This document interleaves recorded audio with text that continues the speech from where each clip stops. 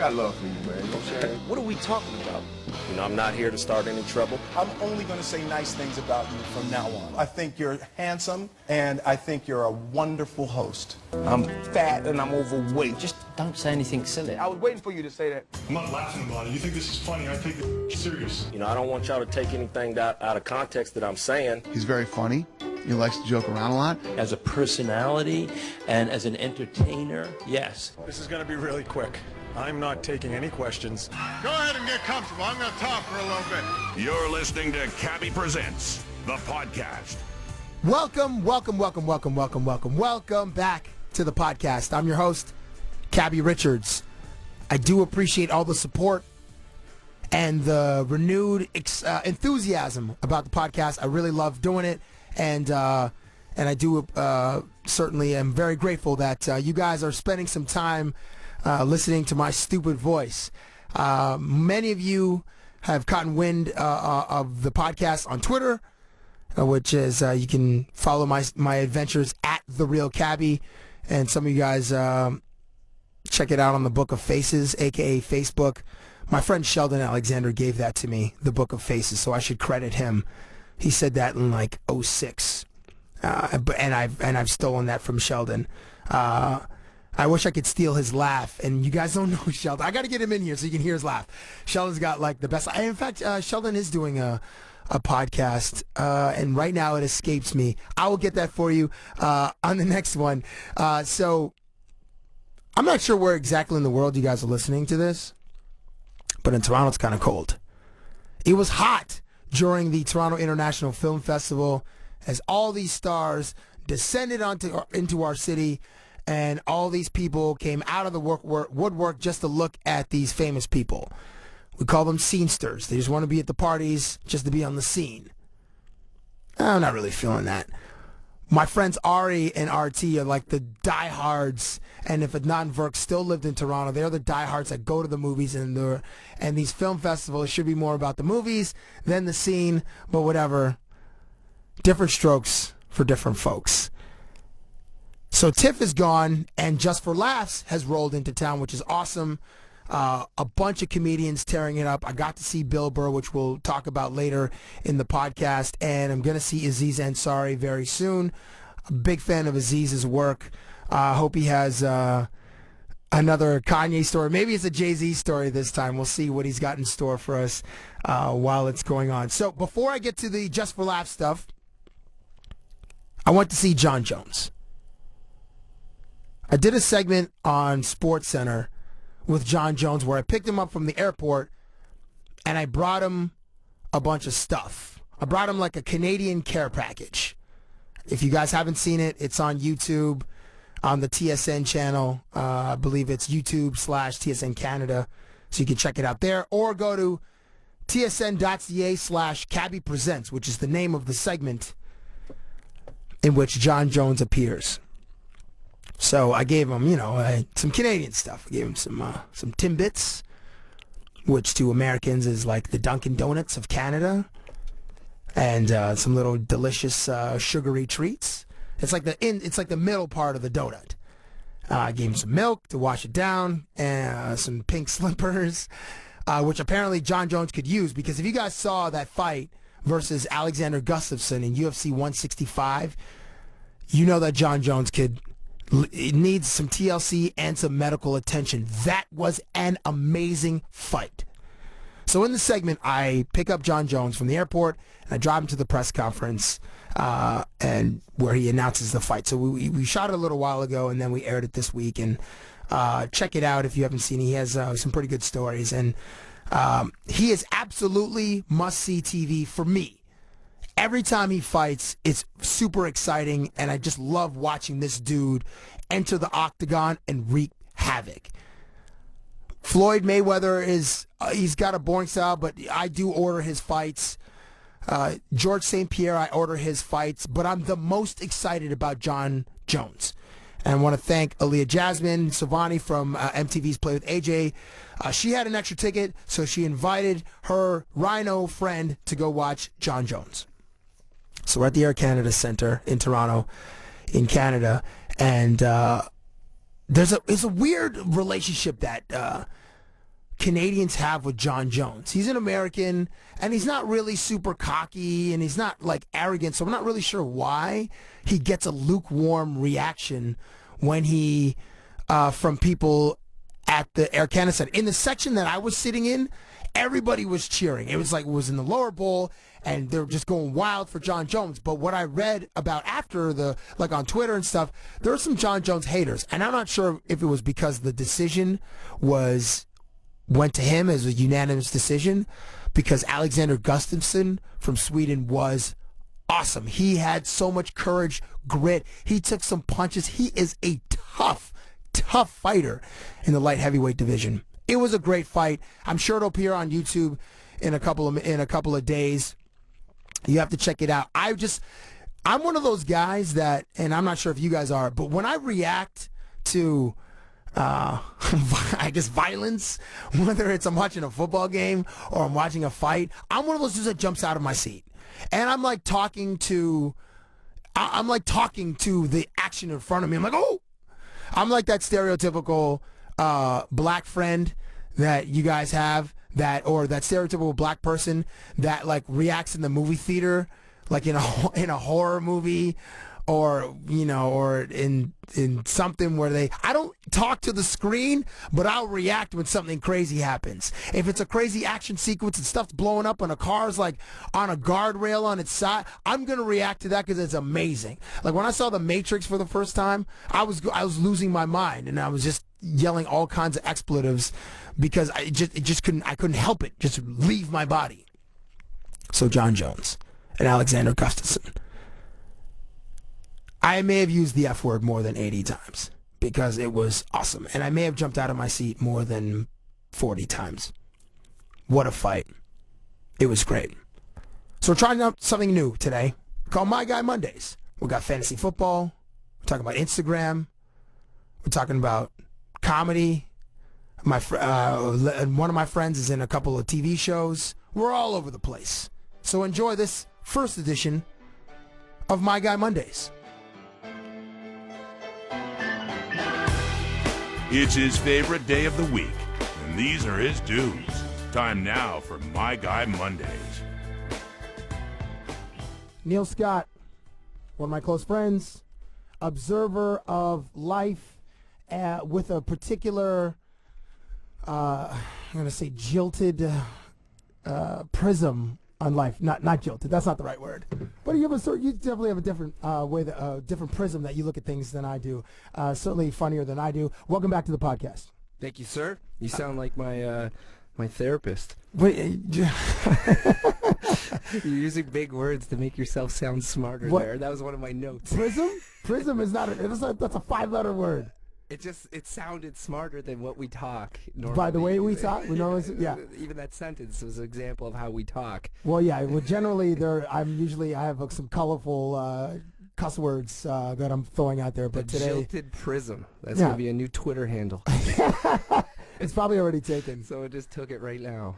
So Just for Laughs is in Toronto, and I know you're huge into comedy, as am I. I like the Brian Callen show podcast. I listen to Joe Rogan every once in a while, and I really love Jay Moore.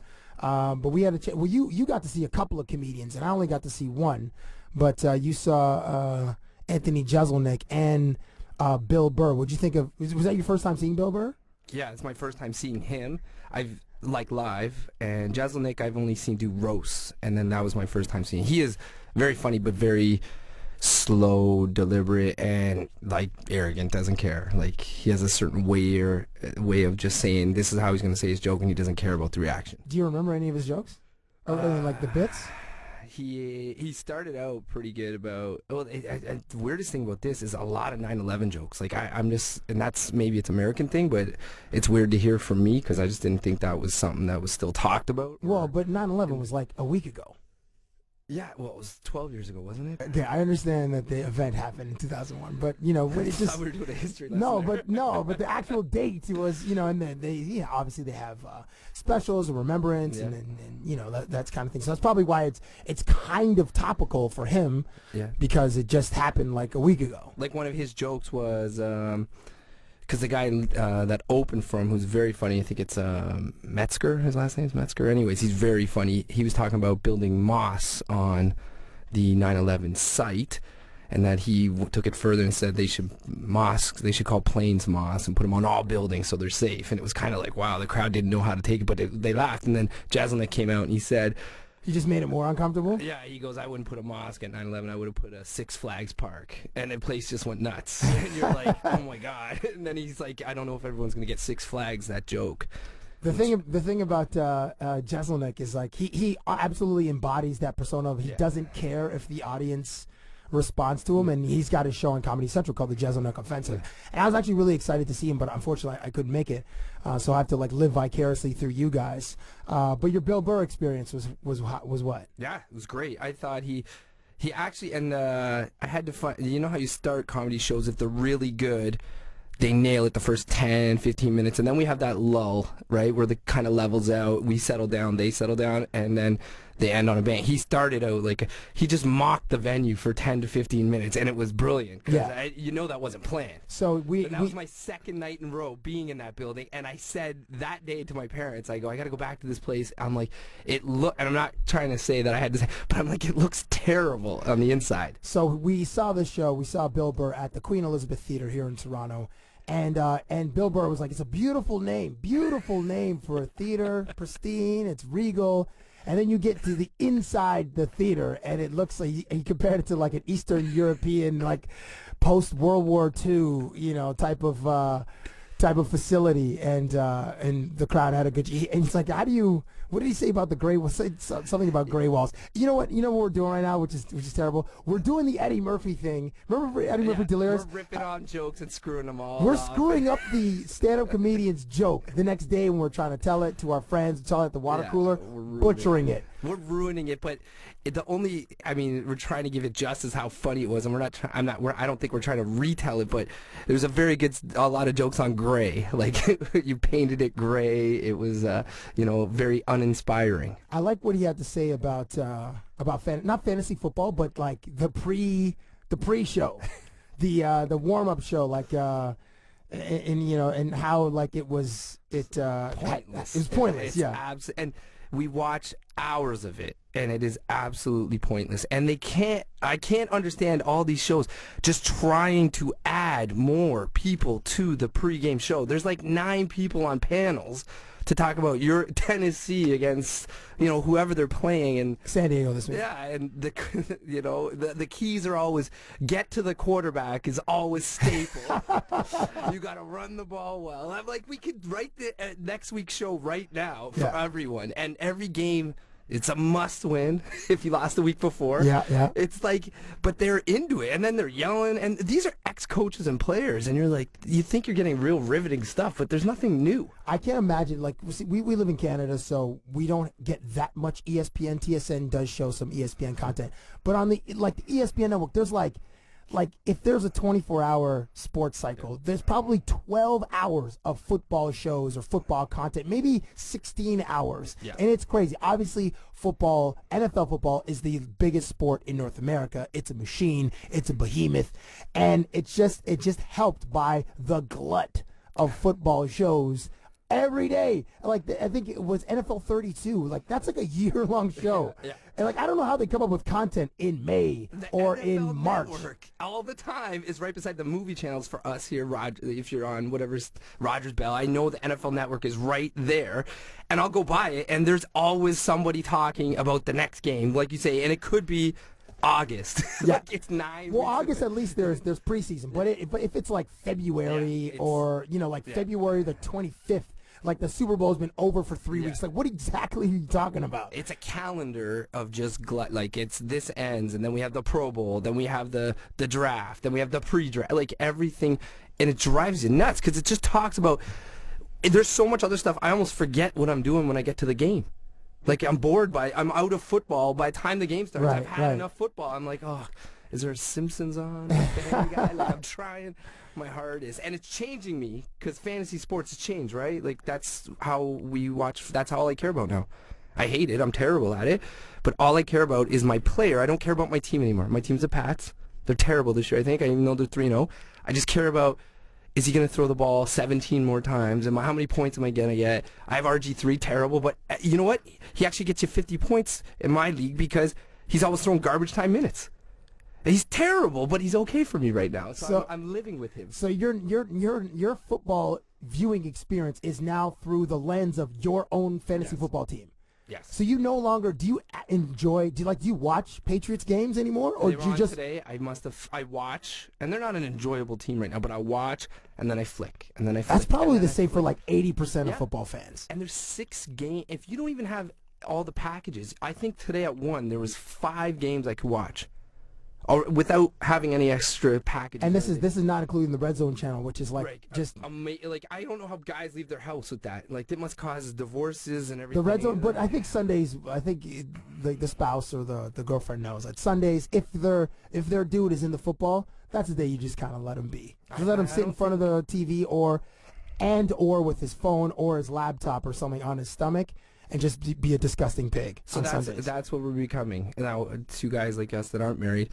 If you're telling me like Sunday was supposed to be for religious persons, right? Rest, Yeah. and now you're telling me it's okay. Women have just said it's fine. You know what? He likes football. Because that's another thing. You don't watch football just with a converter anymore. No. You have your phone to text your friends how bad your fantasy team is. Yeah.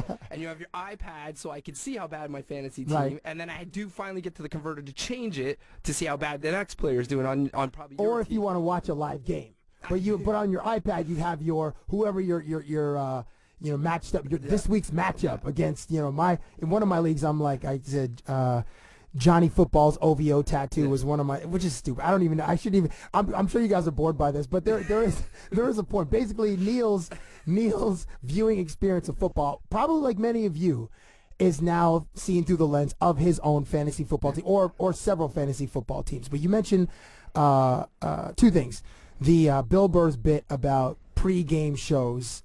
It was great, and this just today on the on Sunday on the ESPN Sunday Countdown, they had a bit with Chris Carter and Keyshawn Johnson. They were talking about one-hand catches. So they're in the bowels of ESPN. So they're like in this random hallway, and Tom Jackson is operating this. It throws the football. It's 2 tires. Yeah, 2 tires. Yeah, this like the machine to throw, and it's cranked up to 50 miles an hour. So it's coming at you at a pretty good clip. Yeah. So, Keyshawn puts on a glove, Chris Carter puts on a glove, and they have this graphic that comes up first. Chris Carter's made 300 more catches than Keyshawn Johnson. He's got like 60 more touchdowns. He's like in the top 10 of receivers of all time in certain statistical categories. So they have a game up to 5. So Chris Carter wins I think he catches 3 or 4 of the balls, and Keyshawn I think catches 1, maybe 2. Yeah. Then they bring in then Trey Wingo, who is the host for today. I missed the beginning of the show. I'm not sure why he's on there and not Chris Berman. But anyway, Trey Wingo's like, okay, we're going to bring in we're going to go to the bullpen and bring in the lefty. So in comes Adam Schefter. Okay, so Adam Schefter is in this like gray suit. He's probably like 5'3.5". Chris Carter's like 6'1" or 6'2". Keyshawn I think is like 6'2". And then there's this and Adam Schefter's first. He's wearing glasses like safety goggles, as though he's operating a lathe, and he was making some tool and die bit for. Yeah, exactly. Like what the hell's going on there at ESPN? So he's wearing these safety glasses in his nice suit and his nice shoes, and he's got a pair of receiver gloves on, and Keyshawn had to force him to stand in front of this apparatus because he was so afraid of the speed of the ball. So the first one comes at him, and it freaks him out. He like ducks out of the way, and then the one that he catches, he actually fell down. It was really funny because he's so diminutive between these 2 dudes, and it just reinforces. It's in a hallway, so it's something you never see, right? Those machines, by the way, I have seen those at Marshall, and Randy Moss went there. When I was there, he was a machine. They would actually do the 10 and out. He would run, and at 8, they'd usually just poof, and then he'd turn, he'd get to like 6. He was so fast, and they were just poof, and he'd just turn and catch it so fast. It is amazing what that machine can do. That's the commercial. Eli has a commercial right now where the guy, he comes over, I think it's Dunkin' Donuts or whatever it's for, and the guy goes, "What's that?" And it's one of those machines. He's like, "Yeah, we use it to throw footballs to the receiver." He's like, "Get rid of it." Eli Manning said that? Oh, wait, because it shows up at the stadium. Oh, right. Actually, they could use it because Eli was 38-0 to Carolina. Oh, Eli. And the dude before the game, he was like, I think he was like number 2 in passing yards or something in the NFL. And We don't know a lot about football, but we like. hey, listen, we know wait. about Speak for fantasy. yourself. Speak for yourself. Okay, we are Marshall. No, I think we know. I just know stats like from fantasy. I didn't even watch that game. I saw the score and I go, oh, that's not good. You know what? I feel like that is probably happening to a lot of football fans. Yeah. Where it's like they are just consuming the information just based on, again, their fantasy team or just these little packets. Yeah. Not like fully taken in the. I don't know if anybody reads recaps anymore, unless that's your team. Watch the game. You remember we go into high school and there'd be one game at 1. It'd probably be the Bills, and that was with probably around Jim Kelly's time. Right. And one game at 4. And then one game Monday night. Like we maybe got 3 games a weekend. Right. Being in Southwestern Ontario, we would get the closest American city is Buffalo, and they had a team obviously, and those were the games that we would see on Sunday afternoons. Playoffs, Right. Right. And we would watch that whole game because that's all we had. And now we have so much that you don't watch full games. I actually don't want to go watch games at stadiums anymore because it's just one game. Like I don't, unless I'm in a suite and spoiled and I can flick channels. That's unbelievable. Attendance is down in the NFL because more people want to stay at home and do this stuff that we're doing. So now game operations crews and teams have to come up with creative ways to get people to stay or to have a better game experience at the stadium. Everything free. Well, I don't know what they're going to do in Jacksonville. Oh yeah, they can sign Tebow. Okay, so your dude, okay, speaking of quarterbacks, who was in New England for a cup of coffee, as they say, Tom Brady. I don't know if you saw this, but Tom Brady it came out that he personally texted former receivers checking about their availability because Tom Brady has a receiving core that he's not exactly happy about. So he texted Deion Branch and Brandon Lloyd. Deion Branch got back to him. Deion Branch is like, I'm ready when you're ready.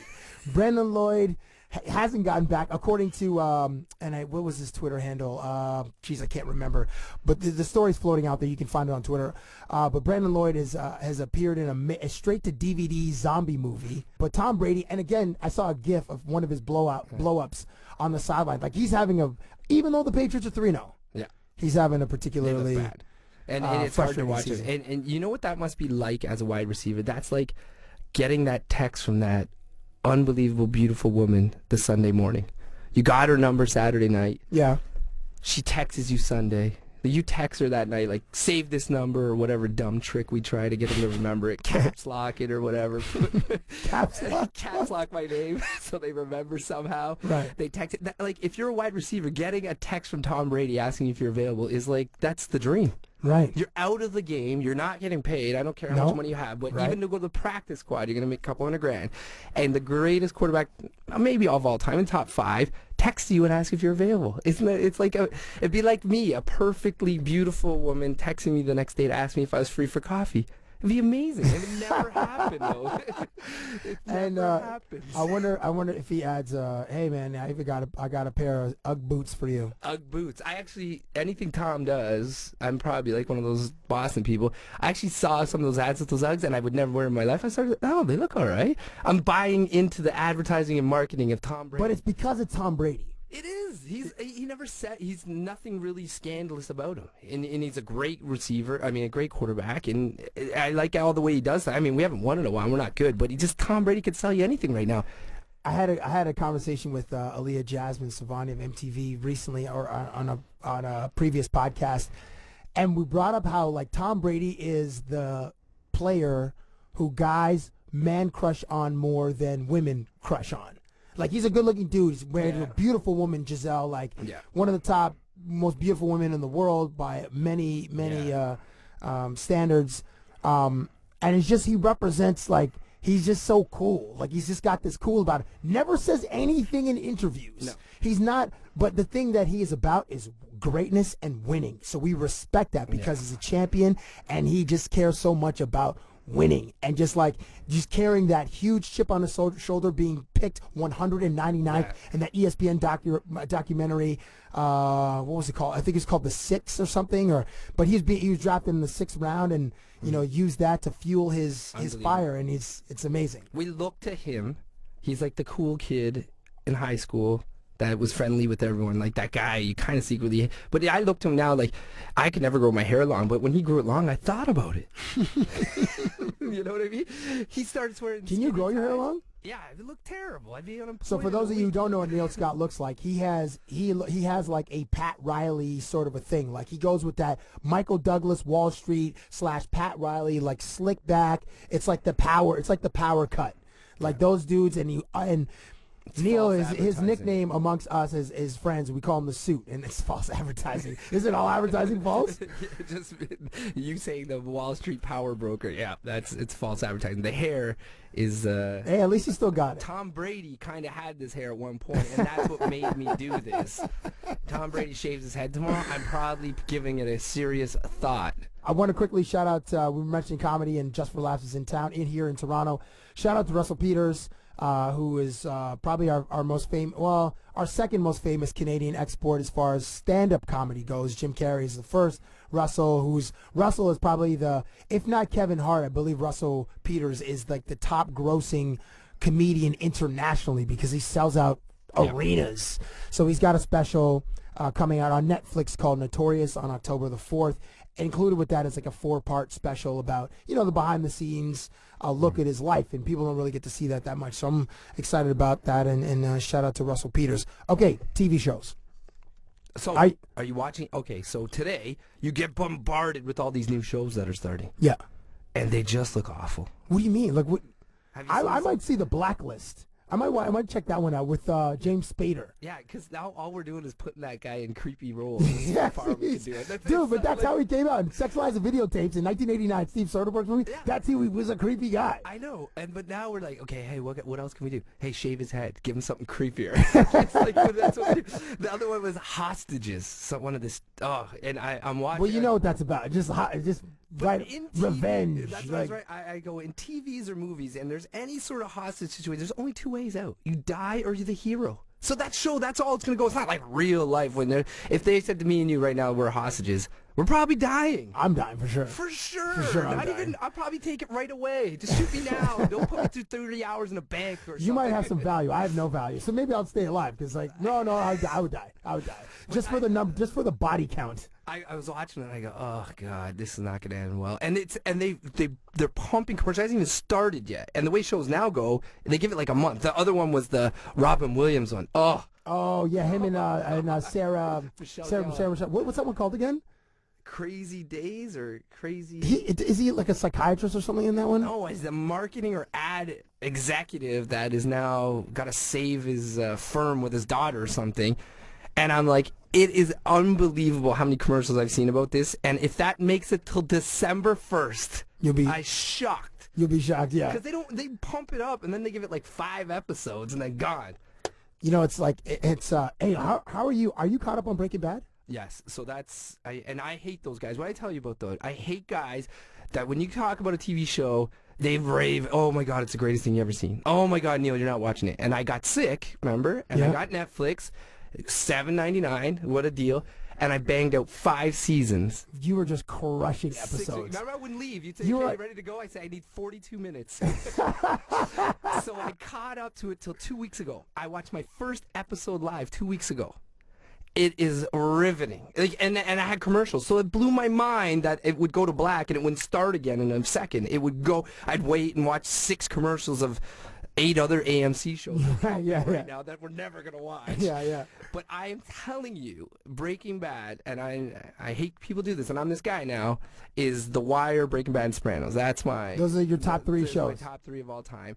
And I'm now getting to the point now, not only am I the guy I hate, which usually always happens, I'll go and I'll say, hey, did anyone see Breaking Bad last night? And a guy will go like this, whoa, don't tell me. My brother does this. No, don't tell me. And I'm like, I'm not caught up. I'm like, okay, where are you? Like, what part of the show did you see? I'm in season 2, episode 4. I'm like, you're like 5 years behind us. There's got to be a window where I can talk about things now. I can't wait. I'm going to wait 3 months for you to get caught up to talk about the 3 best shows ever right now. The next 3 episodes, or the next 2 episodes, are legendary. There's 2 episodes left. That's it. I had to pause the TV and go for a walk. Not far, just to my balcony and back. Where I was like, And if you watch a show, Cab, so much that fast, all I was thinking about was Breaking Bad, science. Like, I actually thought for a week, like, if I really studied in science, would I have been able to make this kind of stuff? Like, because you're so entranced. And I realized it took me like 3 times to pass grade 10 science. It is a riveting stuff. Like, it is amazing. I'm gonna have to be that guy like your brother to just crush out a bunch like over the holidays, or if I do some traveling, just load up a ton on my laptop and just bang it out. That's what I did with Game of Thrones, and That's my next conquer. You've told me that's good, and Boardwalk, right? Boardwalk's pretty dope. It's not Game of Thrones is doper, but Boardwalk is a nice show. Yeah. Neil Scott, one of my guys. Thank you for stepping in the booth on My Guy Monday. My Guy Mondays.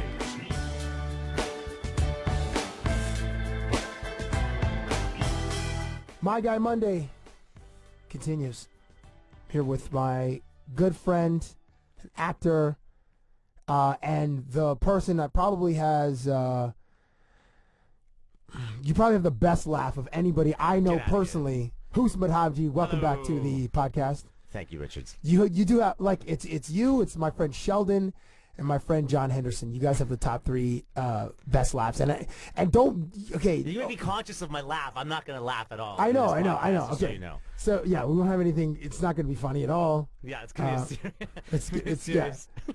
And I do love seeing comedy with you, or like movies or live comedy with you, because you laugh like a stereotypical black person. Like, you're animated, you clap, you bang, you slap your knee, like I do you what laugh like us. I do, yeah, but that's what you do. You're like, big boisterous laugh. That's how we you laugh. Yeah.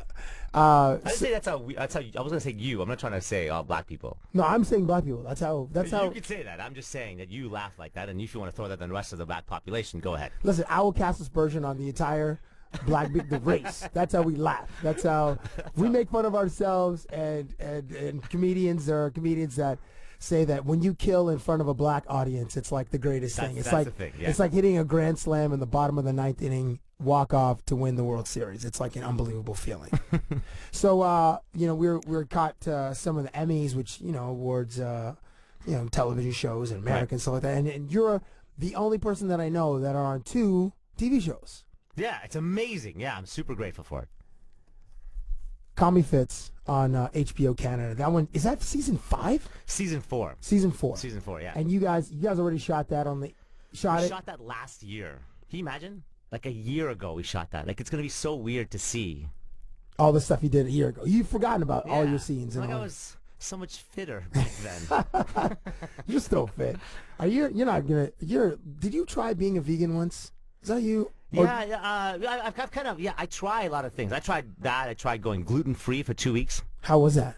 It was, That's some actor stuff. You guys do like that kind of stuff. Like, yeah, I'm sure on the sets, like, everybody's got their own little... everyone has a thing, and I was so embarrassed about it. Like, that you didn't have a thing? No, I was embarrassed to even bring it up, and then it was not a big thing at all. Like, I read this book called Wheat Belly, and it was like this whole... Did you hear about this book? I've heard it, and I've heard someone told me not to read it because it's going to change my life forever. And unless I'm ready to make that change, don't read that Whatever, book. man, just read it. It's not going to change. I mean, it's really interesting. The idea is that the wheat that we consume now is not the wheat that we consumed like however many years ago. 50, 60 years ago. Right. So I'm telling my nephew this, and I'm telling them this, hey, this is the book that I'm reading. Your nephew's like 13. Yeah, one's 14, the other one's turning 11. Dude, let the dude eat sandwiches, man. They were just asking me, like, what are you reading, Uncle Hus? And I'm like, this is the book. And the 11-year-old, the one who's turning 11, Jordan, says, you know what? My friend is actually celiac. He doesn't eat gluten. I'm really interested in trying this out with you. I'm like, okay, fine, let's do it. He goes to the computer, writes up a contract, a wheat contract that we had to sign, get a witness, this whole thing. And as soon as I did that, I didn't cheat at all, dude. Like, I went to New York. Like, I love pizza. I went to New York. I was like, I can't. It has to be gluten-free. I can't do it. I'll just have a salad. I'll have that. Literally, I have a hot dog, no bun. I was one of those. Are you kidding? I couldn't believe you can't eat a hot dog in the street without a bun, dude. Oh, that must have looked so weird. It was weird. It was terrible. But I did it. And I went to set really embarrassed about the entire thing because they're like, hey, when you want a sandwich? I'm like, yeah, it has to be. I feel terrible. is it possible? Like, it's because I'm doing this thing with my nephew. Do you think you could make it a little gluten-free? Yeah, no problem. And it was not a thing at all, because I'm sure all actors have got some sort of thing that they do. Yeah, it's like, oh, I'm on fish oils now. I'm not eating whatever, like this kind of dairy or whatever. Like, actors always have a thing. Everything has to be made on a Wednesday, whatever. Something. I'm sorry. I can't. It's past midnight. I'm sorry about that. So, Call Me Fitz, when is that coming out? When is that the new season premiering? October 7th on HBO Canada and October 9th in the States on the Audience Network. I think you need DirecTV for that. Oh, okay, cool. It's a series that stars Jason Priestley. It's hilarious. It's fantastic, yeah. Can you get his permission to tell some of his stories? His stories are like, he's coming out with a book. Well, but okay, I'm not going to read the book. What are some of his stories? He's got No, but you have to get his permission for the ones that I really want you to tell, the juicy ones. You like... His stories are epic, but I can't tell that. It's like, no, you can't tell, but you ask him, and he's like, hey, listen. Hey, listen. My boy Cab's got this awesome podcast. Is there any way I should just get him on your podcast? We should just do that. Let's do that. You should just do that. You should just get him. Where does he live? He lives in L.A., but he's here all the time. He's directing. He just directed a film. He directed an episode of Saving Hope, the other show. What? Yeah, is that crazy? That is awesome. Okay, so you're on Call Me Fitz on HBO Canada, and you're also on Saving Hope on CTV, and so you're the lead actor in the show. Well, I'm one of the regulars. Yeah.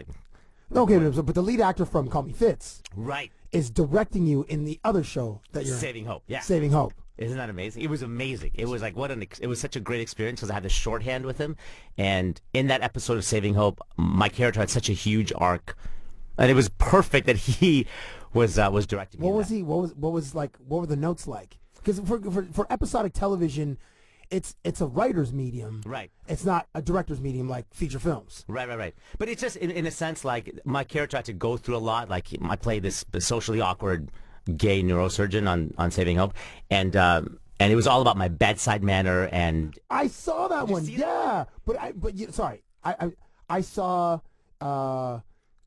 the middle of the episode because I remember I was editing that night and I hit you a note. I said, please watch. Yeah, this. just watch this one, and then I got caught up in the edit. And I was like, oh my gosh, who's the show's on? And then I turned it, and then it was one of those big scenes. And I love how the way that you play this character is you're so measured.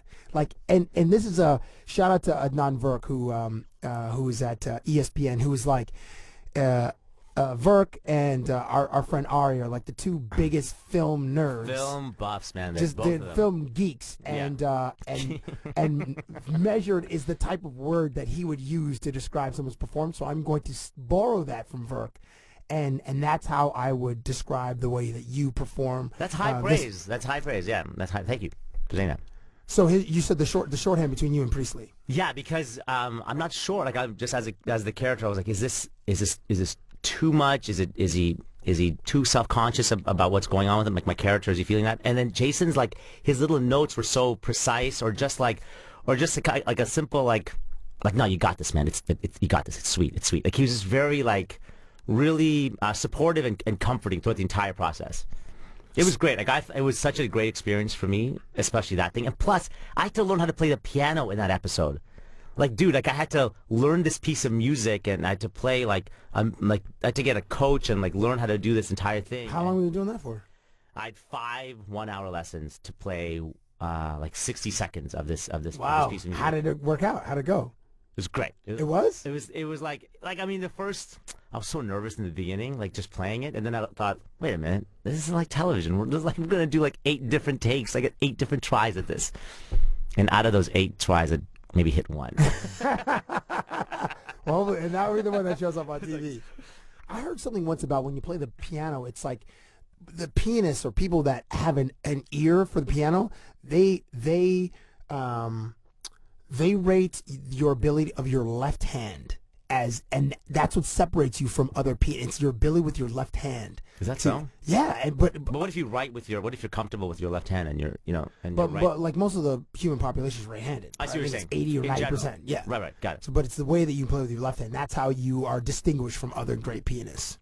I don't know. I don't play the piano. I wish I did. Wouldn't you say the same thing about basketball players? Like how well you dribble No. the ball with your left? With the control you have in both hands? No, I wouldn't say so. There's no there's no distinction of being left-handed. There are only a few left-handed shooters in. Not necessarily shooters, but the type of or control you players. have when you're dribbling. It's harder to guard someone who's left-handed, but it doesn't you don't get a distinction of like greatness because you're left-handed. Oh, because I see what you're saying. In terms But of if you're a pianist and you have this great left hand, then you get this distinction of greatness. Then you're I've heard.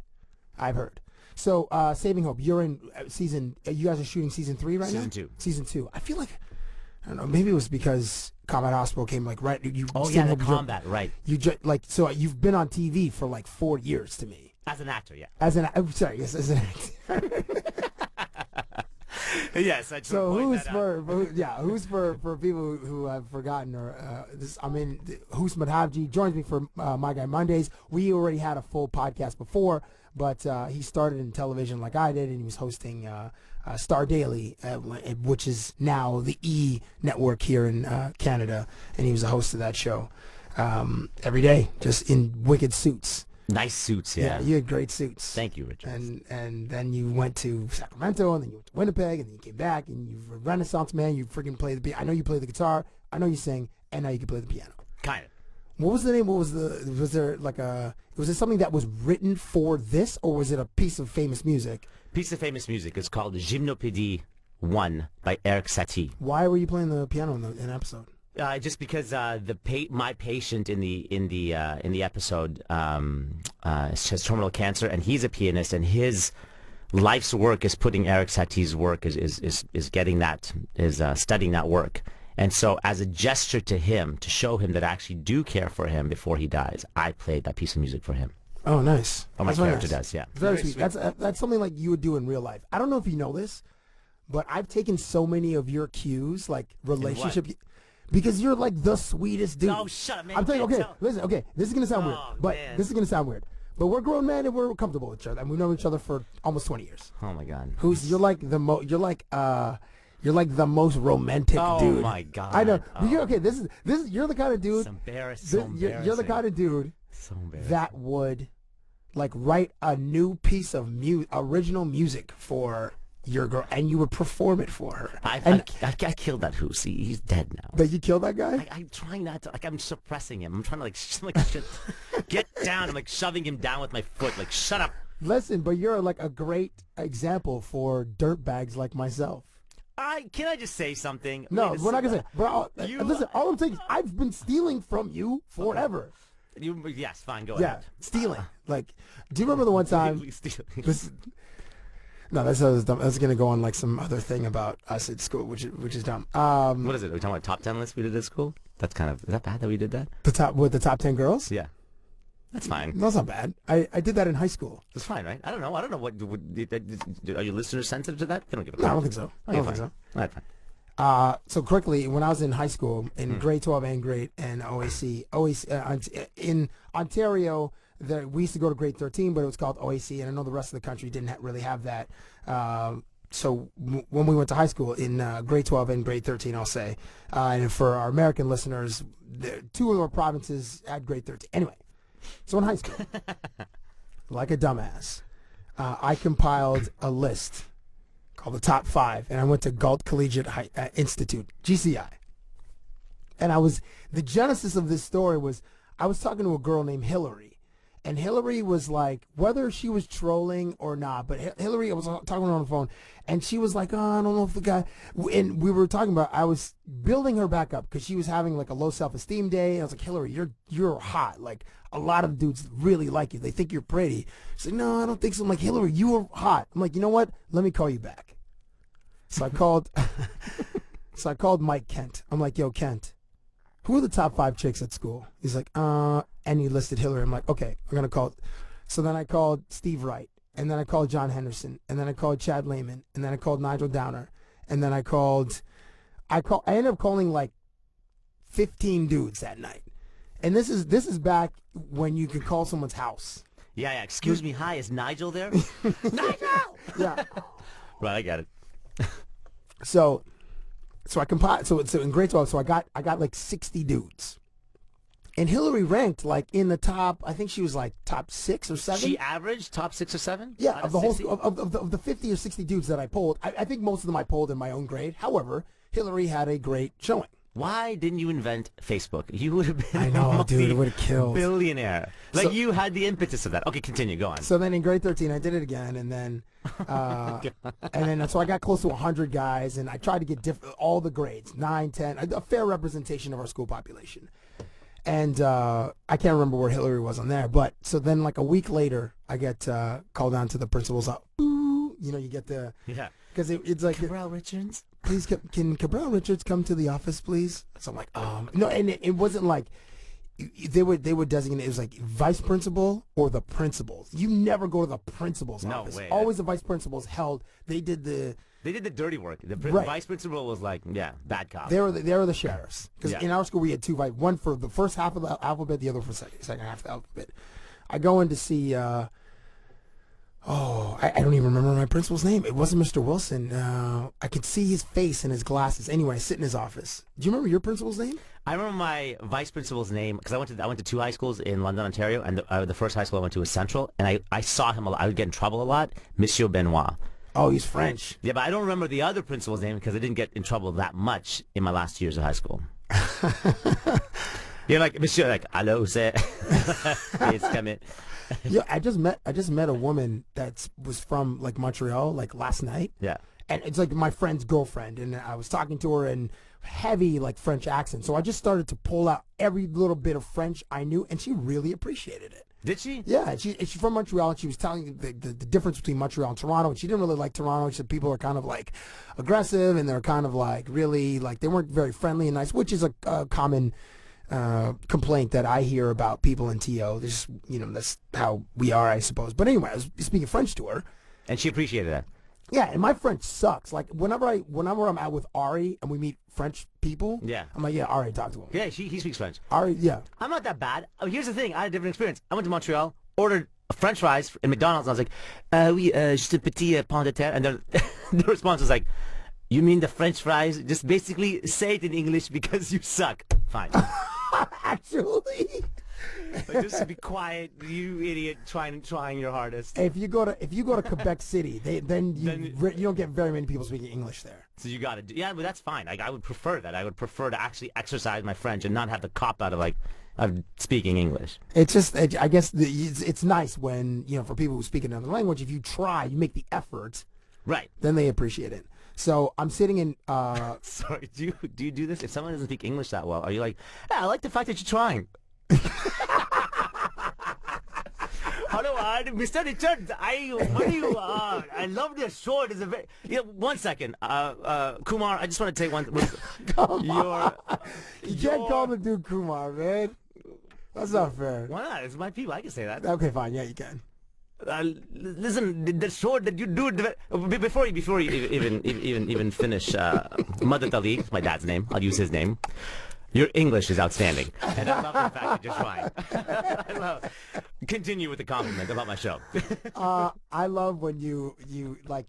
I remember when you first got Call Me Fitz, and you talked about the genetics, like how the character. Okay, describe the character that you play on the show. Right. Angry immigrant.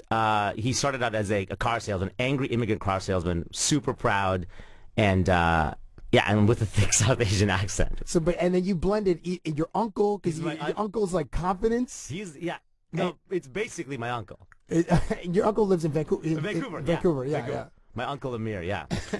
So proud. His hair slicked back. Always wears a suit, and kind of like he's like that uncle that was always inappropriate. He's still inappropriate. Like he sends like the dirtiest emails to everybody, including my sisters, and they're like, I can't. Like they're shocked, and I laugh my ass off that he sends those emails. So what kind of would he send those emails that's like those you ever got that one with all the iPhone pictures of like girls doing naked selfies? You ever would he send something like, hey, it's exactly happy Thursday, it's like one of those? It's exactly that kind of thing. And he'll send like 5 emails in a row. One would be about credit card fraud. one would be about something about your culture, like something about like East Africa, like we're parents from East Africa, something about East Africa. And the other one would be about like naked selfies. So you're like, oh, this is interesting. This is like, oh, come on. What the hell? Why you just send that? That's awesome. So I'm in his office, and then he's like, so how are things? I'm like, Oh, good. I'm nervous. I'm like, oh my gosh, like what? Going through because I have a guilty conscience. Like, what could he possibly be asking me about? Because the top Did you five. even suspect that it could be about the list? No, a week had passed, so I thought I was in the clear. Right. So when I released the top 5 lists, I made 2 copies, and I just watched them. Like I just gave them to one group, and I just watched, and I collected the list back. Right. And I gave it to another group, and I collected the list back. And then the word spread like wildfire that I did this top 5 list, and girls were upset, obviously, if they weren't in the top 10 or the top. And I broke it down to grades, so girls could see how many votes they got for grade, because I listed all the girls. I got votes. Why are you not a billionaire? This is like this. You should sue people. You should have been part of the lawsuit. Okay, continue. You know, and like so many websites do. The You know, social top network. 25 this and top 50 this, top 10 this, all these top. I was in that. This is before the internet. I remember the first time I was on the internet was at my friend Meredith Bell's house, and she had CompuServe, and it was the old modem, the dial-up modem. Yeah, it sounded like the NSA was hacking into your, which they probably were. So anyway, so he sits me down, and then he asked me about if what school I applied to go to university. I was like, oh, Ryerson. He goes, you'd be great in the radio and TV program. He said, how's your girlfriend? I heard she goes to another school. I'm like, how do you know all this? And I'm like, oh, she's great. You know, she's gonna go to Laurier, and or she wants to go to Laurier. So, and this is like May. So like June is when we write our exams, and then we find out which schools we get accepted to. So it's like it's towards the end of the year. So it could go one way, like, yeah, we're just gonna ask you not to come back to school until you have to write your exams, or it could be. So then he's like, yeah. So I got a call from a parent about top 5 list. Sitting there, and I'm just mortified. Yeah, about that. They're kind of concerned that she didn't make it. He never said who it was. So I never really had a suspicion of who it was, because none of the girls took it up with me. They just were mad. I just heard some girls were mad, but nobody came to me about it. Anyway, so he said, I just started to apologize, like I was overdoing it. I was like, I was really stupid, just something with the boys, and it just got carried away, like just making up all this stuff just so I can get out of his office. And he let me off. Look, just listen, just keep your nose clean for the next month. I'm like, will do, sir. Yeah, we'll 100%. And I did. But that's. I love the idea of him being like, you know what? I have my list, and I just want to compare mine. I just brought you in because I don't really agree with number 3, and me and the vice principal have been fighting over this. Yeah, listen, where do you have Nancy Nevins on your? Did you bring? Can you go get from your locker? Who else was on? Okay, Nancy. The hottest girl at our school was Tanya Moss. Nancy Nevins is in the top 5. Are they hot now? Ingrid Projelsic. I don't know. You have no idea. You even reached out to any of them? No, I don't think I have any of those girls on the Book of Faces. Interesting. I still do have my top 5 list. I should make it. I should like scan it. You should check it. You should and put it on. Post it. Yeah, I mean, why? The statute of limitations is I could post it. Absolutely, you can. But that's 100% a douche move, isn't it? Whatever, man. That's pretty douchey, isn't it? It is douchey, but you're telling me that's the douchiest thing that you're gonna ever do in your life, or that you've ever have done? I mean, I'm sure there's. No, it's not even in the top 1,000. I can actually vouch for that. Exactly. I'm such a dirtbag. So post it. Yeah, maybe I will. Okay, so I'm sorry we got off the rails because we were talking about Saving Hope. Oh, right. On CTV. Yeah, that's right. Which every Wednesday? No, Tuesdays. We're off the air right now, so we're just waiting. So we aired 9 episodes, and we're shooting 18. So tomorrow is my last day, so finishing 18 episodes, and they're going to air the last 9 in January. That's the word so far. What day of the week is it? So I don't know. So so it might move. It might move. Okay. It was Tuesdays at 10, but it's weird. Like, yeah, the whole scheduling thing is a whole other science when it comes to television. Okay, right? Because it's. I mean, I work in sports. You guys know that. So sports are like appointment viewing. Of course, yeah. The game is at this time. Yeah. So people, you have to sit down and watch the game because people don't watch games after the games happen because it's not it's not the same thing. You know the result exactly. Exactly. And one more time about Call Me Fitch on HBO Canada. HBO Canada, October 7th in Canada, October 9th. But what day? It's Sundays, isn't it? Sundays, yeah. What time? At 10 o'clock. Sundays at 10 o'clock. Yeah. And Boardwalk Empire is that's at 9, I think, on Sundays. That might be our lead-in. That's a pretty awesome That's lead-in. an awesome lead-in. That's a great Boardwalk lead-in. Empire is amazing. Yeah. Those are the Boardwalk Empire on HBO. Game of Thrones, Girls, Your Show. I think that's all I watch on HBO. This has been My Guy Mondays. Husmat Habji on Twitter. Where can we find Twitter and Instagram? Yeah, at HUSEM. H-U-S-E-M on Twitter. Yep. Thank you very much, sir. Thank you, Richards. Appreciate you guys listening. My Guy Mondays.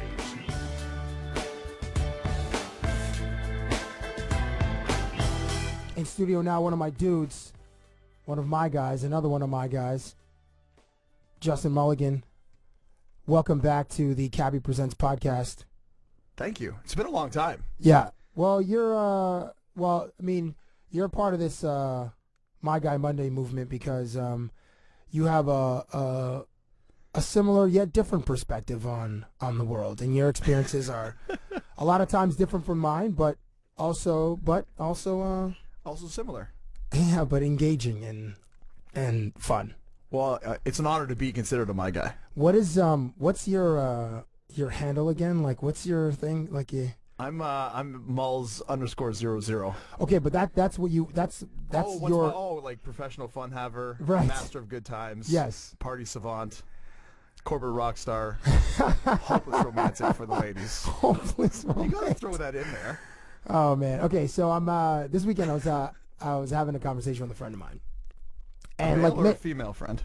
a female friend, Okay. and she was and I was talking about, like, I was like going for a run, and I just got in from a run, and she like hurt her finger at the gym, just removing like a plate in some kind of like a lunging press or something like that. That's why I stay out of the gym. Gym-related injuries. Whatever, man. Gym-related injuries are like 1 out of I don't 1 want billion I don't want times. gym finger. It's like turf toe. That- I don't want that. That's what so she like crushed it on this apparatus, this like adjustable bench thing, and she sent me a picture, and her like middle finger was really gnarly, but she was telling me how she was obsessing on Instagram over a particular person.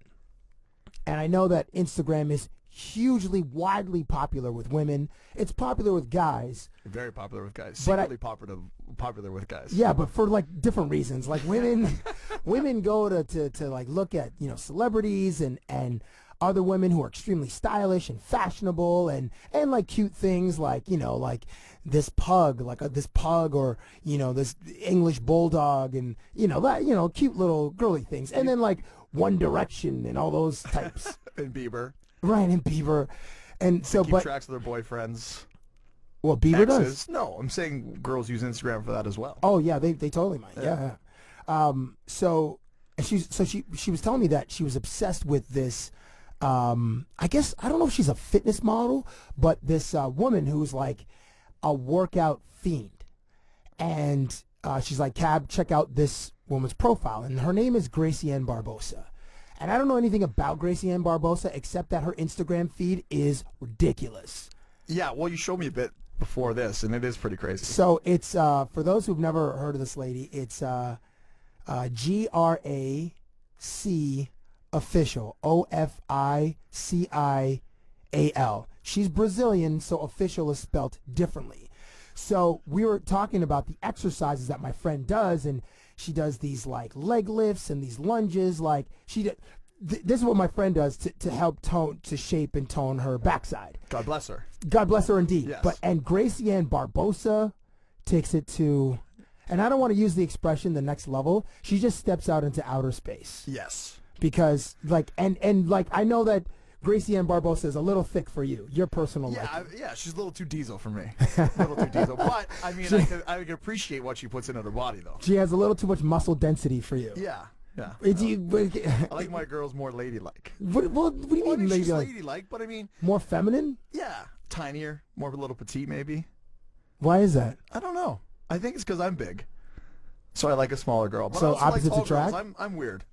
I mean, you know me for a long time. I'm all over the place. You have a diverse taste, but Yes. but diverse in one stream though. Like they have a certain look, okay? in a certain category. Listen, we're not going to go there in this conversation. Okay, well, listen. But yes, I agree with you to a certain extent. But she is very attractive. Yeah, This girl. Gracie Ann Barbosa. I think she was a former dancer, and I'm sure she does some modeling on the side. She's always in the gym. And I fell down a YouTube wormhole a couple of weeks ago looking at these weightlifters. I just saw a trailer, and I think the name of the movie was Generation Iron. So then I just started watching these like little documentaries and these features about these weightlifters that compete in Mr. Olympia. Anyway, Gracie. This is what my friend's obsession is right now, is this particular fitness model. And she uses her as inspiration or like a how-to guide? No, she uses her as inspiration, and Gracie Ann Barbosa posts different exercises. On Instagram, and there's video now, so she posts, just her in the gym, just banging out, just crushing weights and doing lunges and step-ups and all that kind of stuff that my trainer makes me do, which I absolutely despise, because leg workouts, as you know, if you're listening to this, you're probably at the gym or probably on your way to the gym. A lot of people listen to this podcast in transit. Leg workouts are the worst because it takes like 4 or 5 days after a good one to recover, and you walk around as though you were in the Shawshank Redemption and battling the sisters for a few days. I was a little winded watching her one segment just a couple minutes ago. Did you see, I don't know if you saw this, but Jose Batista just posted a video on Instagram, and his is at JoeyBats19. My friend Justin Mulligan is at Mulls, MULLZ_00 on Instagram and Twitter. But Jose Batista had a video of his teammate Moses Sierra dressed as a Ninja Turtle. See, that's pretty awesome. And so it just he's filming Moses Sierra walking through Fenway Park, walking through the bowels of Fenway Park because they're playing the Boston Red Sox, and it's just from behind. So you just notice his butt, and next to Sierra is Jose Reyes, who's laughing at what they made him dress up as because he's a rookie. And then Jose Reyes just gives him a big slap right on the backside. So from one bum, Gracie Ann Barbosa's, to the other bum, Ruben Sierra. And speaking of this obsession thing, I was on the Book of Faces earlier. And I know that you also you follow a certain group of people, like a certain segment of the people that you follow on Instagram are absolutely they're their own classification. Shall I say hot girls? Yes, yeah. I mean, yeah, we'll go hot girls. So I'm on the Book of Faces today, and I just see a post from a friend of mine, and she's like, "Oh, I love them." So I click on the link, and it goes to a story about Victoria's Secret's models. My favorite. Is it every November they have this, or is it October? No, it's definitely November, if not early December, but that's how I know the holiday season has begun, when the Christmas Victoria's Secret fashion show airs. Which is just, last year, was it Bieber last year? No, was it Jay-Z and Kanye last year? No, that was 2 years ago. Jay-Z, Kanye 2 years ago. They did Otis. Yeah. Oh, no, last year was Rihanna. Wasn't it? Yeah, it was Rihanna and Bieber, I think. Rihanna was unbelievable. My favorite was when Adam Levine sang and then kissed his girlfriend at the end of the runway, and it was just like, yeah, this is mine. Speaking of Adam Levine, so we'll get to that. So I click on the story in the LA Times about the Victoria's Secret's models shooting in Paris, and they're doing a photo shoot for their holiday and Christmas season. Speaking of your favorite season, the Christmas season, at the Louvre. So they're doing all these shots outside, and it's cold, and they're wearing their big angel wings, and this is huge production. And a couple of the women are posting, a couple of the models. So it's Adriana Lima, who's probably top 5 dead or alive, top 10 for sure, but maybe even top 5 dead or alive. I agree. Alessandra Ambrosio, Bahati Prislu, I believe is her name, and who is Adam Levine's now fiance. Yes. Yeah. 24-year-old model from Namibia, I believe. It's just not fair. Right, and Carly Kloss.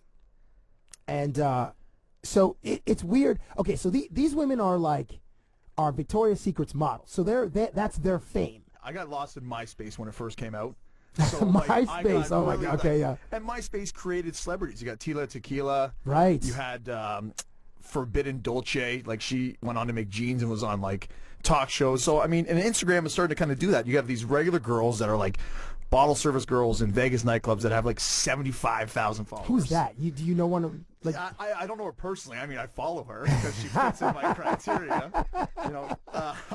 But yeah, it's like she has no discernible talent. She can sling drinks, and she's just super attractive, and 75,000 people care to see what she's doing. I wonder if Instagram can maybe by hashtags. And I read that if you include a hashtag in your post, you have a greater chance to get more likes. Yeah, see, I've become kind of a hashtag user now. So you hashtag a lot. Hashtag, yeah. But what, like, do you come up with like specific ones, or do you like hashtag love, hashtag fun, hashtag party time? No, well, I hashtag relevant stuff to the pictures. Because I can't stand when you look at some girl's picture and it's like just a picture of her face, but then it's like hashtag YSL, hashtag Louis Vuitton, hashtag like Christian Dior, just because they know the formula to get more likes, but the hashtags are completely irrelevant. I had to unfollow someone once because they had like 30 or 40 hashtags per photo. I'm like, this is too much. Yeah. Like, I'm just looking at friggin' a dessert, or I'm just looking at a pair of sneakers. I'm like, I don't need 40 hashtags. Like, honestly, that's too much. Do you click on the hashtags, though? I never. No, me either. I'm sorry, guilty. I've clicked on Frisky Fridays. I'll come out and admit that on air. But that's probably the only one I've ever clicked on. Do you, what were some of the other, what's the Wednesday one? Is there a popular? Oh, see, yeah, I got a good story with that one. Women Crush Wednesday. So basically, guys and girls are both posting pictures of their female crushes. Oh. And I saw on TMZ, I think he was a football player or a basketball player, like pro player. Yeah. Kept posting Women Crush Wednesdays with a picture of this Disney star, obviously an older Disney star, and now they're dating. Are you kidding? No, and he did it for like 2 months, and she finally caught wind of it. No way. And then TMZ caught him on a date. No way. Yeah, so I'm thinking I'm going to start a campaign for a couple girls. I mean, I don't know. You know who's back on the market is Catherine Webb, who is A.J. McCarron's girlfriend, who Brent Musburger made famous. Right, he made famous. Yes. He gave her 15 seconds, and then she did that diving show, and it's parlayed it into she's parlayed it into a, hey, give her credit, because that window for beauty is sometimes it's shorter for some than others. Yeah. But Catherine Webb on the market. Oh, okay. Well, in fact, I have a friend who knows her personally, and I'm gonna get him. He's been on this podcast, and I want to get him on and see if he feels comfortable enough talking about how he knows her and her friend. Oh. Yeah. I will listen to that podcast. I will try to get that story told here on the Cabbie Presents podcast and not tease the audience anymore, but he knows her personally. I'm not saying in a biblical way. He just knows her personally. I'm not that aware of other like Instagram famous people. I know that like if you're already famous, you're going to have a huge following on Instagram, like any of the Kardashians.